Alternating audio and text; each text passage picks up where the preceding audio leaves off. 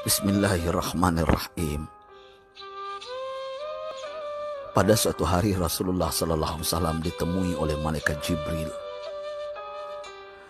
Rasul pun bertanya, "Ada apa wahai Jibril?"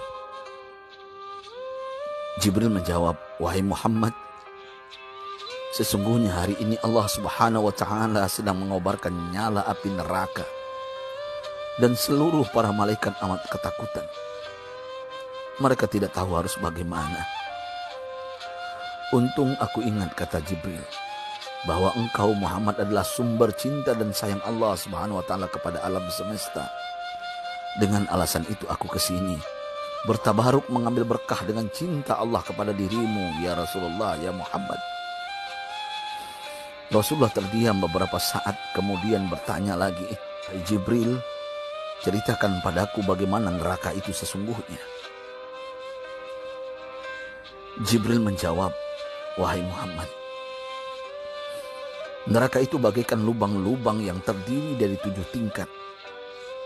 Jarak antara satu lubang dengan yang lain ialah perjalanan 70 tahun.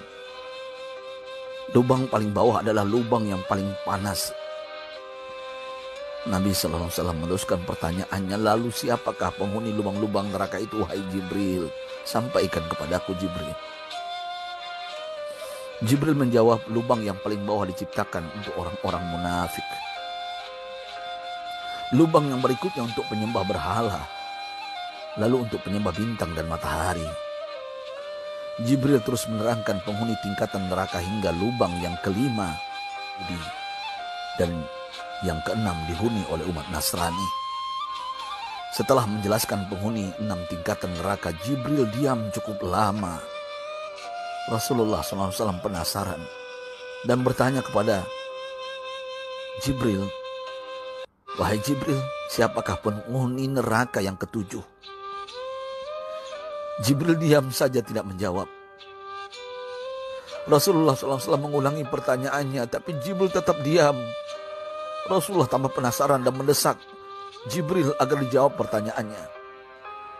Akhirnya Jibril pun berkata, "Umatmu, wahai Muhammad, mereka itu para pelaku dosa besar di kalangan umatmu, yang dimana sampai mereka mati belum sempat bertaubat." Mendengar jawaban Jibril, Rasulullah langsung jatuh pingsan, merangkulnya dan meletakkan tubuh baginda di atas pangkuannya. Tak berapa lama Rasulullah SAW sadar dan langsung menangis bersimbah air mata dengan terisak-isak. Rasulullah mempertegas pertanyaannya, "Wahai Jibril,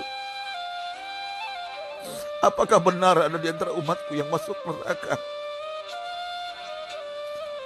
Jibril menjawab, "Benar wahai Muhammad, pelaku dosa besar di antara umatmu yang belum bertaubat." Setelah itu Rasulullah menghadap kiblat dan sujud kepada Allah dalam isak tangisnya. Sesekali dengan suara pelan beliau membisikkan kata-kata, "Ummati ya Rabb, ummati, ummati, ummati." Beliau SAW tidak mengangkat kepalanya dalam keadaan seperti itu selama 3 hari 3 malam, kecuali setiap Bilal bin Rabah mengumandangkan azan, bangkit untuk menjadi imam, dan setelah itu kembali sujud lagi. Pada hari ketiga Abu Bakar menyadari hal ini, beliau mengetuk pintu Rasulullah dan mengucapkan salam 3 kali, namun tidak terdengar jawaban. Abu Bakar sedih dan berseru di hadapan pintu Nabi besar Muhammad SAW, "Apakah ada jalan untuk masuk ke rumahmu ya Rasulullah?" Tetap tidak ada jawaban. Di jalan Abu Bakar bertemu sahabat Umar. "Mengapa engkau menangis wahai Abu Bakar?" kata Umar. Abu Bakar menceritakan keadaan Rasulullah SAW. Maka Umar pun melangkah menuju rumah Rasulullah dan terjadilah hal yang sama. Umar pun pulang dan menangis. Di jalan Umar bertemu sahabat Salman Al-Farisi. Dengan terisak Umar bercerita kepada Salman hingga membuat dia amat sedih, namun tidak berani mengulangi hal yang sama. Salman melangkah menuju rumah Fatimah radhiyallahu anha dan menceritakan hal itu. Setengah berlari Fatimah menuju rumah ayah tercinta dan mengetuk pintu sambil mengucapkan salam. Mendengar suara lembut putri tercinta, sejuklah dada Rasulullah. Beliau bangkit dari sujud dan membuka pintu. Alangkah terkejutnya Fatimah melihat Rasulullah, ayah tercinta, amat kurus dan pucat.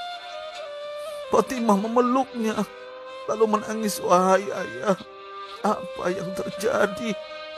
Mengapa engkau amat sedih seperti ini?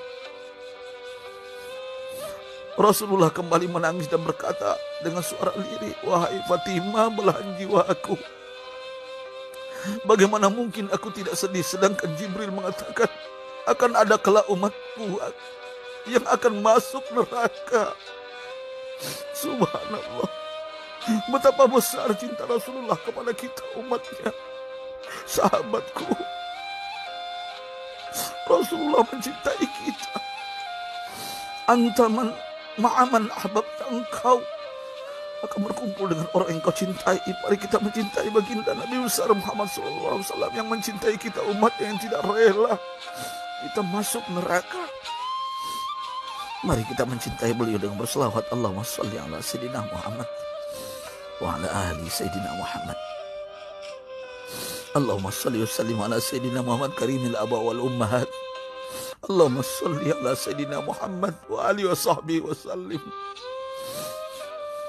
Sahabatku, dan silakan share sahabatku di sosial media. Rasul mengajarkan kepada kita, man dalla ala khairin falau mislu ajri fa'ili. Siapa yang menunjukkan kepada kebaikan, maka dia akan mendapatkan pahala seperti orang yang mengerjakannya. Mudah-mudahan ini menjadi pahala jariah bagi kita. Saya Ustadz Oren. Assalamualaikum warahmatullahi wabarakatuh.